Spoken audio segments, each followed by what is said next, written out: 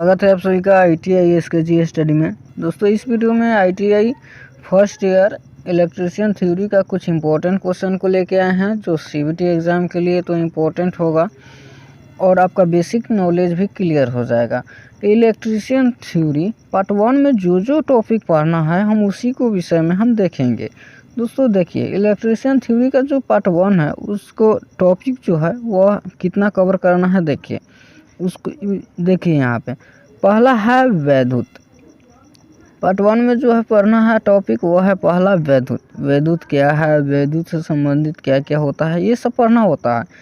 तो वैद्युत क्या है, तो जिसको हम न छुआ जाता है और ना देखा जाता है, सिर्फ अनुभव किया जाता है, उसको हम वैद्युत कहते हैं। सेकेंड है वैद्युताकार। वैद्युताकार जो विद्युत के आकार से चलने वाला जो होता है उसको हम वैद्युताकार कहते हैं। उसके बाद है इलेक्ट्रीशियन ट्रेड के क्षेत्र। जो भी इलेक्ट्रीशियन ट्रेड का क्षेत्र होता है उसके विषय में पढ़ना होता है। उसके बाद है दुर्घटना। क्या है? दुर्घटना। दुर्घटना का क्या क्या कारण है, दुर्घटना कैसे होता है, ये सब के विषय में पढ़ना होता है। 1.5 में जो है वो है सुरक्षा। सुरक्षा के विषय में पढ़ना होता है, हमको सुरक्षा कैसी करनी चाहिए, सुरक्षा सावधानी के विषय में पढ़ना होता है। चलिए अगला है आग।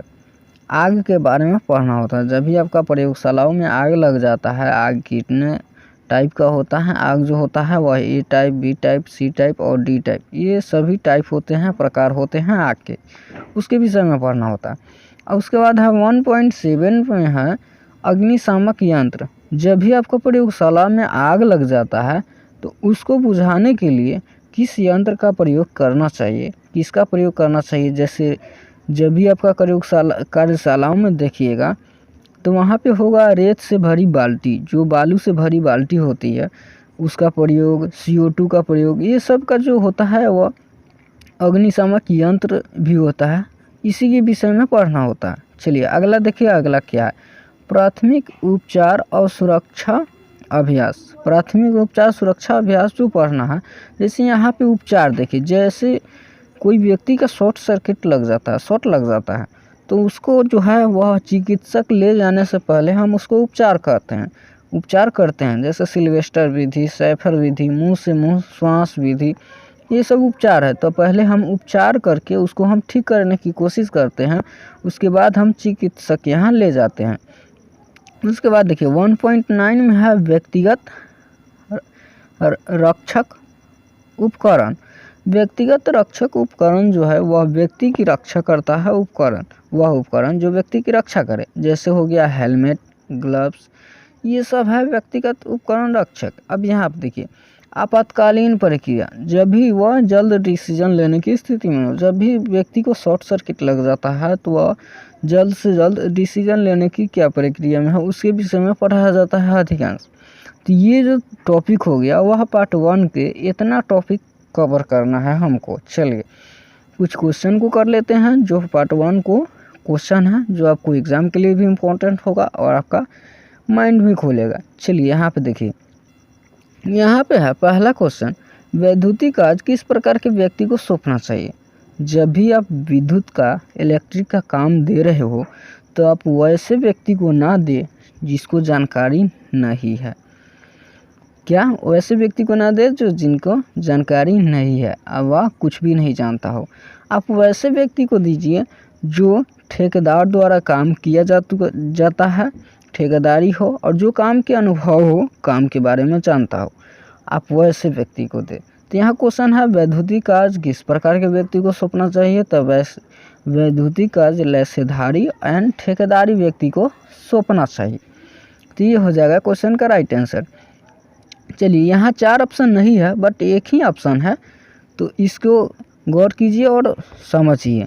और यह समझने के लिए हम 4 टॉपिक नहीं, एक ही टॉपिक पर, एक ही ऑप्शन पर हम क्वेश्चन को बता रहे हैं। यहाँ पे देखिए, प्रयोगशालाओं में वैद्युतिक कार्य करते समय सर्वप्रथम क्या करना चाहिए। जब भी आप प्रयोगशाला में विद्युत का काम कर रहे हो, जब भी प्रयोगशाला में विद्युत का कार्य कर रहे हो तो सबसे पहले आपको क्या करना चाहिए, तो वह जो है आप मेन स्विच को ऑफ कर दीजिएगा। क्योंकि जब भी कहीं ना खुदा खास काम करते वक्त यदि आप मेन स्विच को नहीं ऑफ किए हैं तो आपको शॉर्ट सर्किट भी लग सकता है। चलिए आगे देखिए अगला क्या है। अगला है वैद्युतिक कार्य के द्वारा कितने सुरक्षा चिन्हों का अनुपालन करना पड़ता है। दोस्तों इलेक्ट्रिकल वैद्युतिक कार्य के लिए 4 सुरक्षा चिन्हों का अनुपालन करना पड़ता है। इलेक्ट्रिकल के अंदर यहाँ पर देखिए यहाँ 4 सुरक्षा चिन्ह हैं। पहला है सूचनात्मक, दूसरा है निषेधात्मक, तीसरा है सचेतक और चौथा है सकारात्मक चिन्ह। ये चारों जो चिन्ह हैं ये चिन्ह को हमको कुछ चित्र दिया रहता है, उसको हमको देख करके ये समझ जाना होता है कि हाँ ये क्या संकेत दे रहा है। तो ये चारों चिन्ह के आपको नॉलेज होना चाहिए। जो सीबीटी एग्ज़ाम में आपसे एक क्वेश्चन इसमें से ज़रूर आता है कंप्यूटर बेस्ड एग्ज़ाम पर कि हाँ आखिर इस चिन्ह का क्या नाम है। आपको चित्र दिया जाएगा और ये पूछा जाएगा कि हाँ ये जो है चिन्ह इसका नाम क्या है, तो ये आपको बताना होता है। चलिए यहाँ 4 नंबर क्वेश्चन की ओर चलते हैं। 4 नंबर देखिए प्रयोगशालाओं में धूम्रपान न करने का संकेत कौन सा है। प्रयोगशाला में है जो है धूम्रपान जो है न करने का संकेत कौन सा है। तो यहाँ पे देखिए धूम्रपान जो न करने का संकेत होता है यहाँ पे जैसे एक चित्र दे देगा वृत्त के आकार का, और यहाँ पे जो है यहाँ पे पहले जो होता है ऐसे, यहाँ पे तो नहीं बन पा रहा है लेकिन यहाँ पे देखिए जैसे एक वृत्त के आकार का दे दिया जाता है, ठीक है। और यहाँ पे है 2 सीधा सीधा पार देगा, ठीक है, यहाँ पे लाइनिंग दे देगा। और यहाँ जो है यहाँ एक सिगरेट बना देगा। क्या बना देगा? सिगरेट बना देगा। और इसको तो ऐसे यहाँ पे तो अच्छा नहीं बन पा रहा है लेकिन जो चित्र आप देखिएगा वो यहाँ पे रेड कलर का बैकग्राउंड होता है। ये आपको देख करके बता देना होता है कि हाँ ये चिन्ह का क्या नाम होता है। तो यहाँ प्रयोगशालाओं में धूम्रपान न करने का जो संकेत होता है उसको हम नकारात्मक चिन्ह बोलते हैं। क्या बोलते हैं? नकारात्मक चिन्ह। चलिए आगे की ओर देखिए अगला है 5 नंबर है विद्युत धारा की चाल कितनी होती है। विद्युत धारा की जो चाल होती है यह 3 गुने 10⁸ मीटर प्रति सेकेंड होता है। 3 गुने 10⁸ मीटर प्रति सेकेंड यह जो होता है वह विद्युत धारा की चाल होता है। चलिए अगला क्वेश्चन की ओर चलते हैं। अगला क्वेश्चन 6 नंबर क्या पूछ रखा है, किस चिन्ह से आगंतुक खतरे के द्वारा जानकारी प्रदान करते हैं।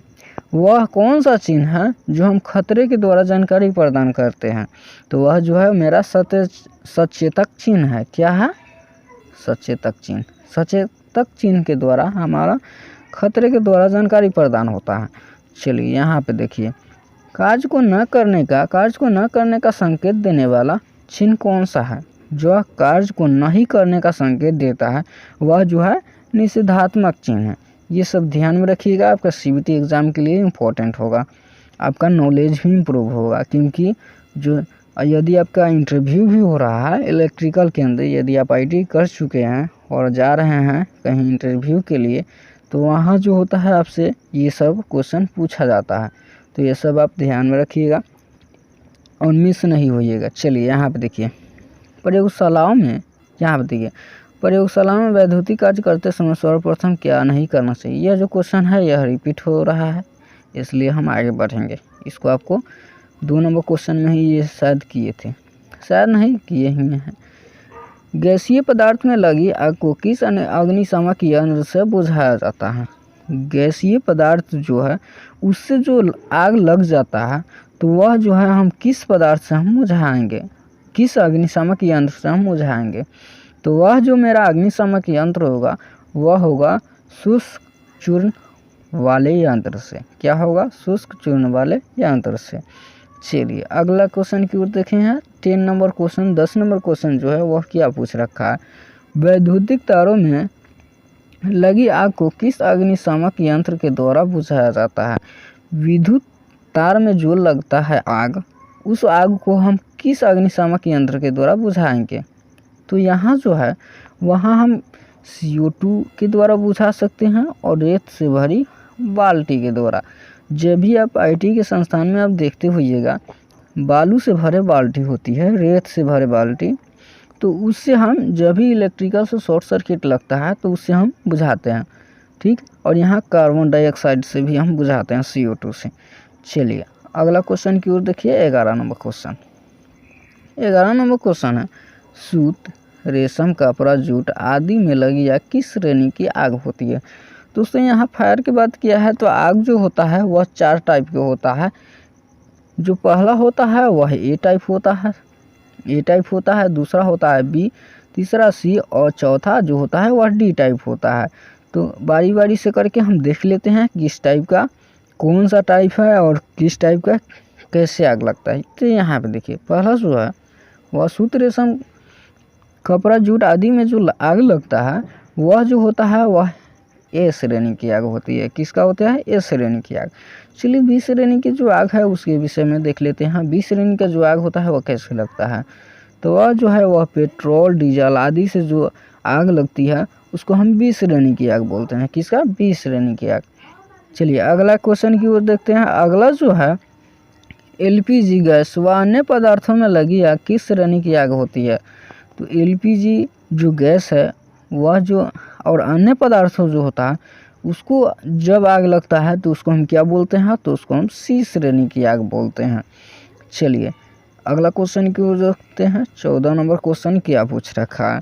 विद्युत सर्किट तारों आदि में लगी आग किस श्रेणी की आग होता है? जब भी शॉर्ट सर्किट होता है विद्युत में और सर्किट में, सर्किट आप सभी जानते होइएगा, तो उसको हम बोलते हैं डी श्रेणी की आग। किसको? डी श्रेणी की आग। चलिए अगला देखिए, अगला है 5 नंबर। 5 नंबर जो क्वेश्चन है वो आपसे क्या पूछ रखा है? यहाँ पे देखिए 5 नंबर जो क्वेश्चन है, निम्न में से कौन सा एक महत्वपूर्ण तत्व है जिसकी उपस्थिति में आग लगने की प्रक्रिया जारी रहती है? वह कौन सी महत्वपूर्ण तत्व है जिसकी उपस्थिति से आग लगने की प्रक्रिया जारी रहता है? तो आग लगने का जो है वह 3 होता है प्रक्रिया जारी। पहला जो होता है वह होता है ऊष्मा, दूसरा है ऑक्सीजन, तीसरा है ईंधन और चौथा तो नहीं है, 3 है। यदि इनमें से ये तीनों में से कोई नहीं होगा तो आग नहीं लगेगा। आग को जलने के लिए इन तीनों का जरूरी आवश्यक है। ये तीनों जरूरी है, ऊष्मा भी जरूरी है, ऑक्सीजन भी जरूरी है और ईंधन भी जरूरी है। तो ये तीनों मेरा जरूरी है। इन तीनों में से किसी का अभाव होगा तो आग लगना असंभव बात। चलिए दोस्तों यहीं पे एंड करते हैं। यदि वीडियो अच्छा लगा है तो एक लाइक ज़रूर कीजिएगा। चैनल पर नए हो तो चैनल को सब्सक्राइब कीजिएगा।